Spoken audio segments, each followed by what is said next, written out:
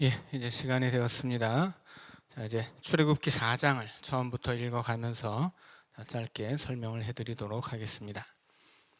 모세가 대답하여 이르되 그러나 그들이 나를 믿지 아니하며 내 말을 듣지 아니하고 이르기를 여호와께서 내게 나타나지 아니하셨다 하리이다. 여호와께서 그에게 이르시되 내 손에 있는 것이 무엇이냐? 그가 이르되 지팡이니이다. 여호와께서 이르시되 그것을 땅에 던지라 하시매 곧 땅에 던지니 그것이 뱀이 된지라. 모세가 뱀 앞에서 피하매 여호와께서 모세에게 이르시되 내 손을 내밀어 그 꼬리를 잡으라. 그가 손을 내밀어 그것을 잡으니 그의 손에서 지팡이가 된지라. 자, 하나님이 모세를 보내시겠다 하는데 모세는 의문이죠. 아니 하나님, 내가 백성들에게 간들 내가 뭐라고 백성들이 나를 알아주겠습니까?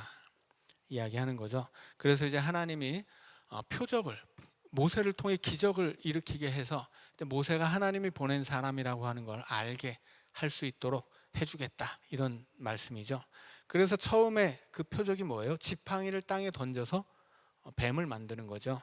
그때 하나님의 말씀이 땅에 던지라예요. 땅에 던지라. 지팡이를 땅에 던지는 거 쉽습니까? 어렵습니까? 쉽죠. 그런데 그 다음에 4절을 보니까 꼬리를 잡으라, 두 번째 명령이 있어요. 꼬리를 잡으라. 지팡이를 던지는 것은 쉽지만 꼬리를 잡는 건 어렵습니다. 이미 뱀으로 변했을 때 어떻게 했어요? 3절 마지막에 보니까 어이쿠 뱀이라고 피했잖아요. 근데 꼬리를 어떻게 잡아요? 뱀을 잡으려면 대가리를 잡아야 되는데 꼬리를 잡으라고 하니 꼬리를 잡으면 어떻게 됩니까? 칭칭 감아서 콱 물죠. 근데 어떻게 해요? 하나님이 잡으라니까 잡는 거죠. 요한복음을 봐도 요한복음 2장에 보면 가나의 혼인잔치가 있습니다. 예수님이 하인들에게 명령하시는데 항아리에 물을 채워라 말씀하세요. 물을 채우는 것은 어렵지 않아요. 쉬운 일이에요. 누구나 할 수 있습니다. 얼마든지 할 수 있죠. 그런데 두 번째 명령이 이어져요. 그 물을 떠서 잔치자리에 갖다 줘라. 이거는 못하는 일이에요. 왜냐하면 지금 그 항아리는 손발을 씻는 항아리잖아요. 더러운 물이에요. 못 먹는 물. 못 먹는 물을, 여튼 못 먹는 물이라도 항아리에 채우는 건 얼마든지 하죠. 근데 그걸 잔치자리에 갖다 주면 어떻게 되는 거예요? 갖다 줄 때 물이 포도주로 바뀌었으니까 망정이지, 안 바뀌었으면 그 하인들은 그냥 그날로 죽는다고 해도 이상할 것이 없어요. 남의 주인 댁의 결혼 잔치를 아주 망쳐놓는 일이 되는 거잖아요. 멀쩡할 리가 없죠. 그래서 물을 채우라는 명령은 얼마든지 할 수 있는 얘기지만 그 물을 떠서 갖다 주라는 것은 할 수가 없는 일이에요. 그런데 그 하인들이 합니다. 마리아가 미리 얘기를 해놨거든요. 이 양반이 무슨 말씀을 하시든 그대로 해다오, 이렇게 얘기를 하거든요. 그래서 하인들이 예수님이 무슨 말씀을 하시든지 그대로 한 거예요. 그리고 그 구정물을, 손이나 씻을 수 있는 마실 수 없는 물을 잔치자리에 갖다 주는데, 갖다 주러 갈 때 갖다 주었더니 포도주가 돼 있었던 거죠. 물이 바뀌어서 포도주가 되는 기적은 거기 포도주가 돼 있었기 때문에 그거를 떠다 준 것이 아니고, 그 종들이 예수님의 말씀에 순종해서 구정물을 떠다가 갖다 주는 와중에 일어난 기적이라는 거예요. 그것은 순종을 통해서 일어난 기적인 거죠. 이거 모세도 마찬가지예요. 땅에 던져라. 지팡이 던지는 건 아무나 할 수 있죠. 아무 때나 할 수 있는 거예요. 그런데 하나님이 꼬리를 잡아라 말씀하세요. 위험한 일이란 말이죠. 저게 내가 딱 잡으면 보기만 해도 얼쿠야 뱀이네 하고 피하는데 꼬리를 잡으라니 무슨 말이에요. 그래도 하는 거예요. 그게 순종입니다. 그래서 이 지팡이는 하나님을 향한 모세의 순종, 믿음을 상징하는 지팡이에요. 이 지팡이를 잡았다 하는 것은 이제 모세가 믿음을 굳게 잡았다 하는 뜻입니다. 그래서 모세는 이후로 출애굽기에서 기적을 일으킬 때마다 지팡이를 붙잡고 일으켜요. 지팡이를 잡고 일으켜요. 하나님도 뭐라고 말씀하시냐면 네 지팡이를 꼭 잡고 홍해 위로 지팡이 잡은 손을 내밀어라, 이렇게 이야기하세요. 이 지팡이는 하나님과 모세를 연결시켜주는 믿음이라고 하는 거예요. 하나님과 모세의 연결고리예요, 지팡이가. 그게 뭐예요? 그게 믿음이고 신뢰예요. 순종인 거죠. 자, 5절부터 또 읽습니다. 이는 그들에게 그들의 조상의 하나님 곧 아브라함의 하나님, 이삭의 하나님, 야곱의 하나님 여호와가 네게 나타난 줄을 믿게 하려 함이라 하시고, 여호와께서 또 그에게 이르시되 내 손을 품에 넣으라 하시매 그가 손을 품에 넣었다가 내어 보니 그 손에 나병이 생겨 눈같이 된지라. 이르시되 내 손을 다시 품에 넣으라 하시매 그가 다시 손을 품에 넣었다가 내어 보니 그의 손이 본래의 살로 되돌아왔더라. 여호와께서 이르시되 만일 그들이 너를 믿지 아니하며 그 처음 표적의 표징을 받지 아니하여도 나중 표적의 표징은 믿으리라. 자, 지금 하나님이 두 가지의 표적을 주셨어요. 하나는 지팡이를 던졌더니 뱀이 되고 꼬리를 잡았더니 다시 지팡이가 되는 기적이죠. 이거 되게 신기하고 놀라운 기적이잖아요. 그런데 이 기적은 안 믿을 수도 있다는 거예요. 그런데 손을 품에다 넣었다 꺼냈더니 나병이 걸리고 다시 품에 넣었다 꺼냈더니 이번에 깨끗이 나았어요. 이것은 안 믿을 수 있겠냐? 이 기적은 반드시 믿을 것이다. 이렇게 말씀하십니다. 그렇다면 이 두 번째 기적은 첫 번째 기적과는 비교도 할 수 없이 커다란 기적인 거예요. 그런데 우리는 성경을 읽을 때 그 두 번째 기적을 그렇게 크게 생각하지 않아요. 그냥 손 한번 넣었다 뺐는데 문둥병이 걸렸네. 걸렸네. 다시 한번 넣었다 뺐더니 나았네. 그랬구나 하고 넘어갈 수 있다는 거죠. 근데 그런 게 아니라는 거예요. 그런 차원의 기적이 아니에요. 이 기적은 보여주면 안 믿을 도리가 없는 기적이에요. 왜 그렇겠습니까? 문둥병은 이 시대에는 저주 혹은 죽음 혹은 뭐라고 해야 될까요? 작게는 질병, 좀 더 광범위하게는 고난, 크게는 죽음, 더 크게는 하나님의 저주, 이런 것의 상징이 문둥병입니다. 그런데 하나님의 종이 그 문둥병에 걸리는 거예요. 모세가 그 문둥병자가 됐다는 거죠. 모세가 하나님이 맡겨주신 사명을 감당하기 위해서는 문둥병이 걸렸다 하는 거예요. 근데 물론 낫기도 하죠. 낫는 건 나중 얘기고 놓다 뺐더니 어떻게 됐어요? 문둥병 걸려 있잖아요. 하나님이 맡겨주신 사명을 이루기 위해서 예수님은 어떠세요? 예수님은 십자가에 달린 뒤에는 부활의 영광을 얻으셨지만 그 전까지는 어땠어요? 하늘의 영광을 버리고 땅의 사람이 되어서 비천한 몸으로 오셨죠.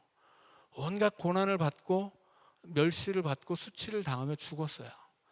하나님이 예수님에게 맡겨주신 사명을 감당하기 위해서 그 고난과 저주 같은 과정들을 거치고 나서 그리고 부활의 영광을 받으신 거예요. 모세도 마찬가지라고 하는 거죠. 모세도 지금 하나님이 그를 보내시려고 하는데 이렇게 죽어라고 거절하는 이유가 뭐예요? 나병을 걸리는 것처럼 그렇게 어렵고 힘든 일이기 때문이에요.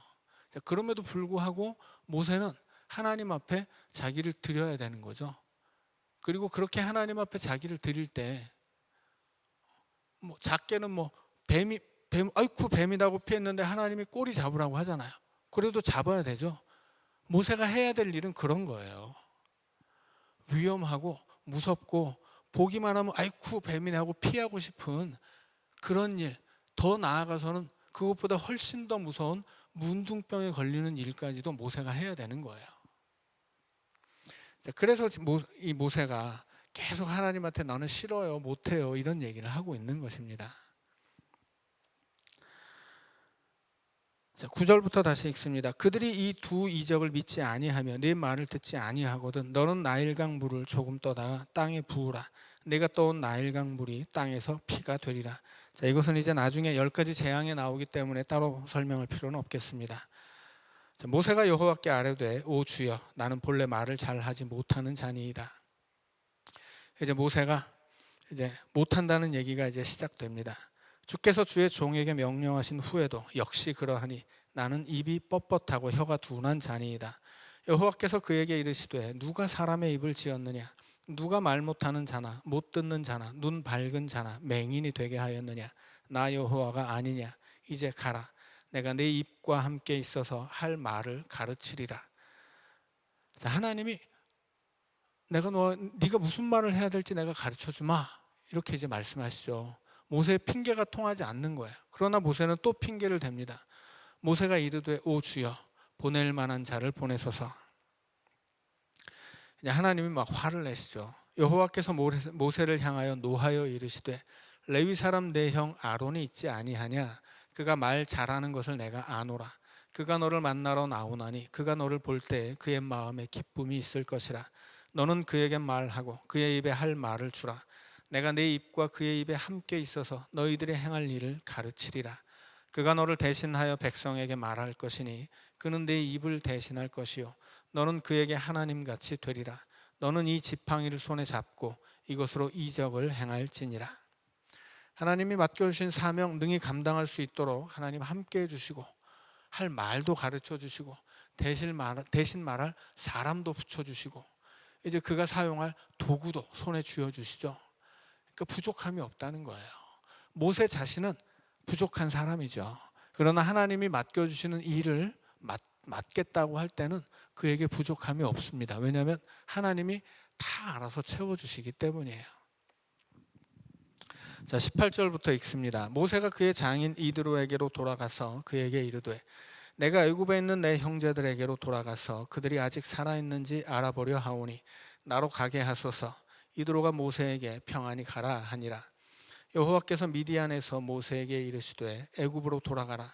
내 목숨을 노리던 자가 다 죽었느니라. 모세가 그의 아내와 아들들을 나귀에 태우고 애굽으로 돌아가는데 모세가 하나님의 지팡이를 손에 잡았더라. 자, 지금 하나님의 지팡이라고 하는 지팡이가 뭐예요? 원래는 모세의 지팡이에요. 원래 모세가 양칠 때 쓰던 지팡이입니다. 그런데 하나님이 야, 그거 던져봐, 다시 잡아봐 이러면서 지금 기적이 일어났고 그걸 잡는다는 것 자체가 하나님을 잡는 일이 되는 거였죠. 그래서 이제 모세가 양치던 지팡이는 하나님의 지팡이가 됩니다. 그리고 그가 그 지팡이를 일평생 짚고 이스라엘 백성을 인도하는 데 사용합니다. 지금 나이가 80이니까 지팡이는 양칠 때만 쓰지는 않았을 거예요. 또 이 쇠약한 모세 육신을 지탱하는 데 쓰기도 했겠죠. 결국은 이 지팡이를 잡는다는 것은 그 지팡이를 의지한다는 것이기도 하죠. 이제 하나님께 의지해서 살아간다라고 하는 거예요. 그래서 모세가 잡은 지팡이는 그냥 지팡이가 아니고 하나님의 지팡이고 믿음의 지팡이입니다. 여호와께서 모세에게 이르시되 내가 애굽으로 돌아가거든 내가 내 손에 준 이적을 바로 앞에서 다 행하라. 그러나 내가 그의 마음을 완악하게 한즉 그가 백성을 보내주지 아니하리니 너는 바로에게 이르기를 여호와의 말씀에 이스라엘은 내 아들 내 장자라. 내가 네게 이르기를 내 아들을 보내주어 나를 섬기게 하라 하여도 네가 보내주기를 거절하니 내가 네 아들 네 장자를 죽이리라 하셨다 하라 하시니라. 자, 하나님이 지금 여기서 선언을 하시죠. 이스라엘은 내 장자다. 하나님의 장자가 이스라엘이에요. 이것은 뭐 단순히 애굽 사람들에게만 통용되는 말이 아니고 하나님에게는 이 세상에 열방이 있잖아요. 많은 민족이 있는데 그 모든 민족이 다 하나님의 자손이에요. 자녀들이에요. 다 하나님이 창조하셨거든요. 그 중에 장자가 누구예요? 이스라엘 백성이죠. 그 장자를 통해서 아버지 버리고 탕자처럼 도망친 놈들 이제 구원할 계획을 세우시고 이스라엘을 사용할 계획인 거죠. 그래서 이스라엘은 여러 민족 중에 장자가 됩니다. 자, 그런데 여기서 이제 장자라고 하는 말이 이스라엘은 내 장자라고 말을 하는데 지금 바로에게 가서 네가 내 장자를 안 보내면 내가 네 장자를 죽이겠다 이렇게 말하라고 하죠. 결국 이게 몇 번째 재앙이에요? 10번째 재앙입니다. 10번째 재앙은 죽음의 사자가 애굽 땅을 치는데 피를 문설주에 양을 잡아서 문설주와 임방에 피를 발라 놓으면 죽음의 천사가 그 집은 넘어가고 피를 안 발라놓은 집은 장자를 죽이는 거예요. 근데 하나님의 이스라엘 백성들은 다 피를 발라놓기 때문에 무사합니다. 근데 피를 발라놓지 않은 애굽 민족의 모든 집안의 장자는 다 죽어요. 자, 그리고 이제 이야기는 그 다음에 24절로 이어지는데 모세가 길을 가는데 하나님이 모세를 찾아와서 죽이려고 해요. 근데 이 이야기가 24절에서 26절까지 나오는 이야기가 굉장히 난해하고 이해하기 어려운 얘기거든요. 아니 왜 하나님이 모세를 죽이려고 그래? 아니 왜 갑자기 여기서 할례를 해? 이거 굉장히 어려운 얘기예요. 자, 그래서 이 어려운 얘기를 이 어려운 얘기를 요거 하나만 딱 띄워놓고 보면 도대체 이게 뭔 얘기인지 알 수가 없어요. 그래서 앞에 있는 이야기를 잘 봐야 합니다. 이 이야기는 지금 이 이야기는 계속 이어지는 이야기잖아요. 그래서 앞에 있는 이야기의 맥락을 이해해야 뒤에 나오는 이야기가 무슨 뜻인지를 알 수 있는 거예요. 지금 앞에서 무슨 얘기를 해요? 장자 얘기를 하죠. 장자 얘기를 하는데 그 장자를 죽이겠다는 얘기를 하잖아요. 죽이겠다는 애굽의 장자를 죽이는 사건이 뭐예요? 10번째 재앙이에요. 그 10번째 재앙에서 필요한 건 뭐예요? 피예요. 어린 양의 피. 그래서 이 어린 양의 피를 바르고 죽어야 되는 곳에서 죽어야 되는 시간에 죽지 않는 사건이 유월절인데 그 유월절에 참여할 수 있는 자격 요건이 있어요. 그 자격 요건이 어디 나오냐면 12장 22절에 나옵니다. 하나님이 모세를 통해 이스라엘 백성들에게 이야기하는데 이스라엘 백성들 다 유월절에 참여해야 된다. 그래야 너희들 산다. 그런데 너희들이 돈을 주고 산 종들 있잖아. 그러면 그 종들도 유월절에 참여해서 같이 살아야 되는데 참 유월절에 참여할 수 있는 자격이 뭐냐면 그것이 바로 할례예요. 유월절에 참여할 수 있는 자격, 그것이 할례입니다. 왜 할례가 유월절에 참여할 자격이 돼요? 창세기에 나오거든요. 할례는 하나님이 아브라함에게 주신 언약을 사람이 자기 몸에 새기는 행위입니다. 그래서 나중에는 이 할례의 의미가 희석됐기 때문에 육신의 할례뿐 아니라 니네 마음의 할례를 받아야 한다 이렇게까지 이야기하지만 본래 할례 자체는 하나님이 행하신 일이고 그 할례는 하나님의 언약을 내 몸에 새기는 행위예요. 그래서 할례를 행한다 하는 것은 여기까지는 이제 나중에는 할례의 의미가 이제 막 희석됐기 때문에 또 마음의 할례도 받아야 되지만 아직까지는 할례라는 행위 자체가 하나님이 주신 그 의미를 그대로 가지고 있는 거예요. 그래서 할례를 받아야 하나님의 백성이에요. 할례를 받는다는 것은 하나님의 언약을 내 몸에 새긴다는 것입니다. 그래서 애굽을 하나님이 칠 때 거기서 구원받으려면 그 하나님의 구원 사건에 참여하는 유월절의 참여 조건이 할례가 되는 거예요. 자, 그래서 이제 앞에 이제 장자를 죽이는 얘기가 나오죠. 애굽의 장자를 내가 죽일 것이다. 그때 필요한 건 뭐예요? 할례예요. 피이고 그 할례입니다. 자, 이제 24절부터 읽어보죠. 모세가 자, 여기 원어 지금 우리가 번역할 때는 모세라고 나와 있는데 사실은 히브리 원어를 보면 그냥 그예요. 누군지 명확하지가 않아요. 그래서 그대로 직역을 하면 그가 길을 가다가 쭉 하고 뭐 그를 만나서 그를 죽이려 하신지라 그의 아들 그의 발에 계속 그만 나와요. 그런데 명확하게 이름이 나오는 게 누구냐면 두 분이죠. 한 분은 하나님 여호와, 한 분은 십보라예요. 지금 창세기에서부터 아브라함도 그렇고 이삭도 그랬고 야곱도 마찬가지입니다. 하나님 아브라함에게 주신 약속은 아브라함만 받은 게 아니라고 말씀드렸죠. 아브라함과 사라가 함께 받았어요. 사라가 아니면 안 돼요. 하갈은 안 됩니다. 이삭도 누구예요? 갑자기 이름이 생각 안 나네. 리브가. 이삭도 이삭 혼자는 안 됩니다. 리브가가 있어야 돼요. 그래서 리브가도 뺏길 뻔했다가 다시 찾아오죠. 하나님이 되찾아 주세요. 리브가가 아니면 안 되니까. 야곱도 마찬가지죠. 라헬과 레아가 있어야 돼요. 자, 모세도 역시나 모세 혼자 되지 않습니다. 지금 모세를 하나님이 죽이려고 하는데 십보라가 나서서 그를 살려내죠. 자, 그래서 일단 이 사건 안에서 이 사건의 주인공은 모세가 아니라 하나님과 십보라예요. 그래서 십보라가 지금 모세를 살려내는 일에 지금 대단히 큰 역할을 한다라고 하는 걸 이해할 수 있어야 됩니다. 자, 모세가 길을 가다가 숙소에 있을 때 여호와께서 그를 만나사 그를 죽이려 하신지라. 십보라가 돌칼을 가져다가 그의 아들의 포피를 베어. 자, 모세를 죽이려고 하는데 이 모세의 아들의 포피를 베어. 이 모세의 아들은 앞에 보면 이제 게르솜이죠. 아니 왜 모세를 죽이려고 하는데 모세의 아들의 포피를 뱁니까? 어떤 사람들은 그래서 여기서 죽이려고 했던 사람이 모세가 아니라 그 아들이다 이렇게 얘기하는 사람도 있고, 왜냐하면 이제 여기서 계속 모세는 번역한 것이고 계속 그라는 대명사만 나오기 때문에 여기서는 그냥 그가 누군지는 알 수 없으니 하나님이 죽이려고 했던 모세의 아들이 아니냐 뭐 이렇게 얘기하는 분들도 있고, 포피를 베인 것이 아들이 아니라 모세 자신이다 뭐 이렇게 얘기하는 것도 있어요. 하는 사람들도 있어요. 여튼 이 부분은 알 수 없다가 정답입니다. 알 수 없는 건 알 수 없는 거예요. 이건 뭐 정확하게 특정해 주질 않으니까. 우리가 알 수 있는 건 뭐예요? 십보라가 하나님이 죽이려고 했던 사람을 살렸다 하는 것이고, 어떻게 살렸냐? 할례로 살렸다라고 하는 거예요. 자, 이것이 그 두 가지가 중요합니다. 자, 십보라가 돌칼을 가져다가 그의 아들의 포피를 베어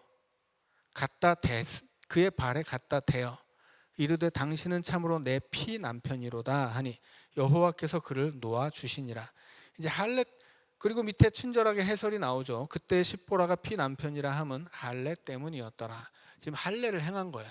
하나님이 죽이려고 하신 이유는 뭐예요? 할례를 행하지 않았기 때문입니다. 자, 그런데 이 할례가 처음 나오는 곳이 어디냐면 창세기 17장 14절이에요. 그때 하나님이 할례를 명하시면서 뭐라고 이야기하냐면 포피를 베지 않으면 내 백성 중에서 끊어질 것이다 이렇게 이야기합니다. 그런데 베다라는 말과 끊어지다라는 말이 똑같은 뜻이죠. 히브리어로도 똑같아요. 카라트라는 말이에요. 자른다는 뜻이죠. 포피를 자르지 않으면 너를 자르겠다 이 말씀이에요. 할례는 그런 거예요. 할례는 하나님의 언약을 내 몸에 새기는 것이기 때문에 포피를 자르지 않으면 너는 하나님의 은혜로부터 잘라진다라고 하는 것입니다. 근데 그 카라트라고 하는 말이 여기 또 나와요. 25절에 보면 그의 아들의 포피를 베어, 카라트예요. 자, 그런데 그의 발에 갖다 대며라고 나옵니다. 갖다 대며라는 말은 어디에 또 나오냐면 뒤로 가서 출애굽기 12장 22절로 가면 유월절 사건이 나오죠. 그때 12장 22절에 어떤 게 나오냐면 문 설주와 임방에 피를 뿌린다라는 말이 나와요. 그 뿌린다라는 말이 여기서 나가라는 히브리어인데 그게 바로 갖다 댄다라고 하는 뜻이에요. 그래서 지금 십보라가 하나님이 죽이려고 하는 모세 혹은 모세의 아들을 살리려고 할례를 합니다. 그리고 할례를 했으니까 어떻게 돼요? 피가 떨어질 거 아니에요. 그 피를 댔다는 거예요. 뿌렸다는 거예요. 모세에게 혹은 그의 아들에게, 하나님이 죽이려고 하는 사람에게. 그래서 이것은 무슨 사건이냐면 10번째 재앙을 미리 보여주는 거예요. 이 10번째 재앙이라고 하는 것은 이 재앙들 자체가 다 하나님이 어떤 분이신지를 알려주는 것이지만 결국 마지막에 바로가 두 손 들고 항복할 수밖에 없도록 만든 게 10번째 재앙이고, 그리고 이스라엘 백성들을 결정적으로 구원하는 사건이 10번째 재앙입니다. 그래서 그 재앙을 위해서 뭐가 필요했어요? 피를 뿌리는 게 필요했어요. 그 피를 뿌리는 사건이 유월절 행사죠. 어린 양을 잡아서 피를 뿌리는 거예요. 그것이 지금 십보라가 한 일이라고 하는 거예요. 십보라가 모세에게 피를 뿌린 거예요. 근데 어떤 피예요? 여기서는 할례의 피예요.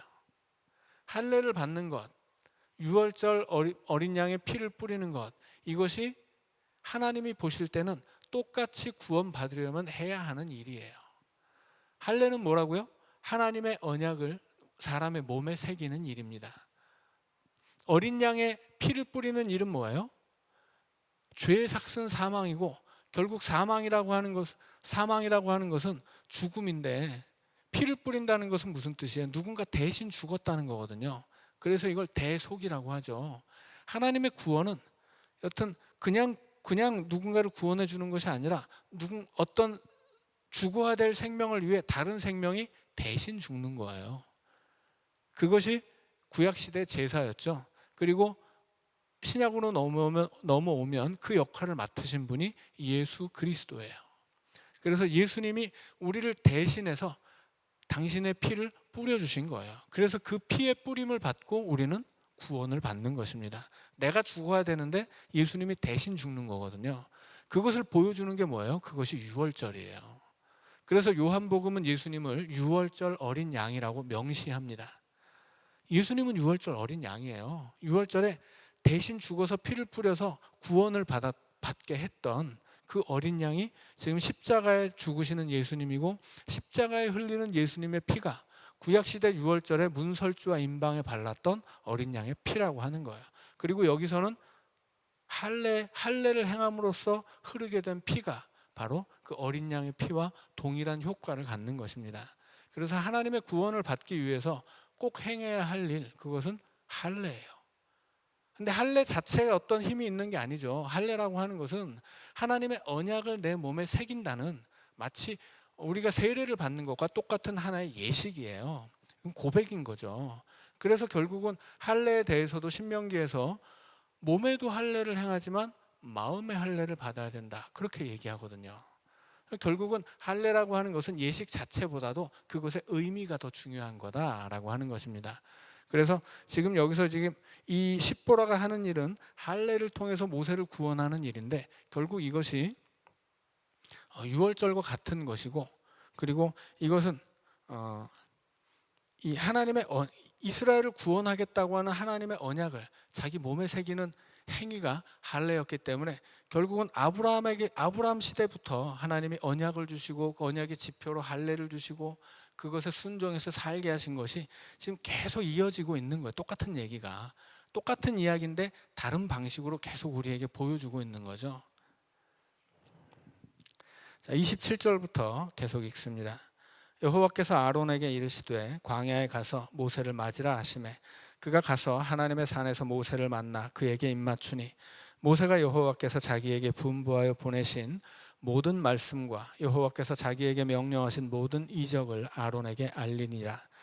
모세와 아론이 가서 이스라엘 자손의 모든 장로를 모으고 아론이 여호와께서 모세에게 이르신 모든 말씀을 전하고 그 백성 앞에서 이적을 행하니 백성이 믿으며 여호와께서 이스라엘 자손을 찾으시고 그들의 고난을 살피셨다 함을 듣고 머리 숙여 경배하였더라. 자, 여기까지 읽으면 막 출애굽의 사건이 막 거의 한 절반은 끝난 것처럼 이제 보이죠. 그렇지 않습니다. 여기까지만 보면 막 이제 일이 다 끝나서 모세가 가기만 하면 막 바로가 얼른 오케이 할 것 같고 이스라엘 백성들이 막 다 하나님 따라 나서겠다고 막 할 것 같은데, 결국 그렇지 않죠. 계속 뒤집어져요. 왜 그렇습니까? 순종하지 않거든요. 이스라엘 백성들이 하나님 앞에 거역하고 배반하고 우상 섬기고 하나님을 버려요. 그러나 하나님 어떻게 합니까? 하나님은 신실하세요. 하나님은 이스라엘 백성이 어떻든 간에 상관없이 계속 그들을 붙잡고 계세요. 그게 하나님과 이스라엘 백성의 다른 모습이죠. 하나님은, 이스라엘 백성들은 조변석게 하고 하나님은 신실하세요. 그 신실함이 하나님의 헤세드이고 그 변치 않는 사랑 때문에 이스라엘 백성은 하나님의 백성이 되고 결국은 구원받습니다. 망가지고 넘어지고 막 다 없어지고 죽을 것 같아도 하나님이 다 회복시켜 놓으세요. 그게 하나님의 구원의 역사이고, 앞으로도 이 성경의 구약에 쓰인 그 모든 이야기들이 그렇게 조변석게 하고 하나님 앞에 그 믿음이 흔들리고 넘어지는 이스라엘을 어떻게든 하나님이 다시 일으켜 세우고 다시 잡아오고 이스라엘로 세워가는 이야기인 거예요. 출애굽기의 이야기도 마찬가지죠. 결국은 이제 이렇게 금방 뭐 다 될 것 같은데 결국은 또 거절하고 또 도망치고 또 무너지는 이스라엘 백성들의 모습을 보여주고 여전히 그들을 붙잡고 구원해 가시는 하나님의 이야기가 이제 앞으로도 계속 이어지는 것입니다. 자, 오늘은 여기까지 하고 다음 주에 또 5장부터 읽어가도록 하겠습니다. 기도하고 마치죠.